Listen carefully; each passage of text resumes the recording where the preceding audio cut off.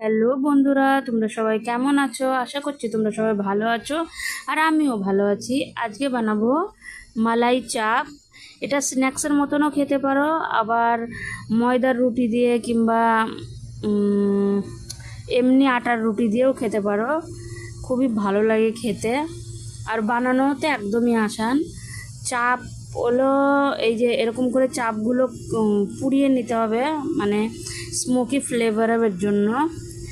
আর ওর জন্য মশলা কি কি লাগবে, কাজু লাগবে 10-12টা, 4-5টা রসুন, 4-5টা কাঁচা লঙ্কা আর 2 চামচ দই দিয়ে এটাকে পিষে নেব। আর ওইটা বাটা দেখছো, ওটা ধনেপাতা আর পুদিনা বাটা, ওটাও লাগবে। আমি 2 চামচ দই দিয়ে দিয়েছি। তারপরে এটাকে পেস্ট বানিয়ে নেব। আর শিমলা মির্চ একটু পুড়িয়ে নিলাম, তাহলে একটু স্মোকি ফ্লেভার আসবে।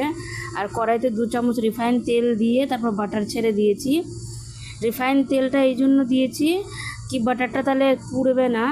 তারপরে যে মিক্সারটা বেটে রেখেছি কাজু আর রসুন, দই আর কাঁচা লঙ্কা, সেটা ঢেলে দিলাম।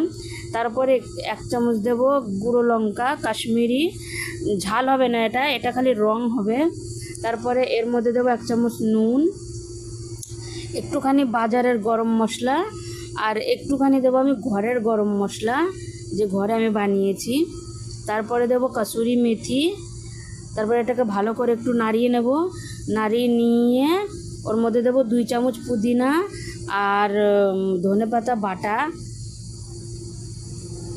ভালো করে নাড়িয়ে নেব। যখন তেল সাইড দিয়ে ছেড়ে যাবে তখন একটুখানি মৌরি পিসা পাউডারও দেব। তারপরে ওই চাপ আর ক্যাপসিকাম আর পেঁয়াজ কিউব কিউব করে কেটে রেখেছিলাম সেটা দিয়ে দেবো মশলার মধ্যে। দিয়ে 5 মিনিট মতন একটু জাল দিয়ে নিয়ে এর মধ্যে দেবো গোলমরিচের গুঁড়ো। গোলমরিচের গুঁড়ো এটা আমি বাড়িতে করে রেখেছিলাম, সেটাই দিয়ে দিচ্ছি, একটু দারদারা আছে। তারপরে দেবো এর মধ্যে ফ্রেশ ক্রিম, আমুলের ফ্রেশ ক্রিম দিয়ে দেবো 2 চামচের মতন, দিয়ে নাড়াচাড়া করেই নামিয়ে নেব।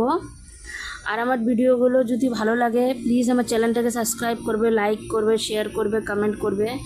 আর এই যে ফাইনাল লুক, কিন্তু এটা ক্যামেরার লাইটের জন্য হলুদ হলুদ লাগছে, কিন্তু ফার্স্টের যে ভিডিওটা দেখলে তোমরা সেটাই আসলে লুক। এটা আমার লাইটের জন্য একটু হলুদ হলুদ দেখা যাচ্ছে, কেন কি আমার ব্যাক ক্যামেরার লাইট হলুদ, তো আমি হলুদ দিইনি।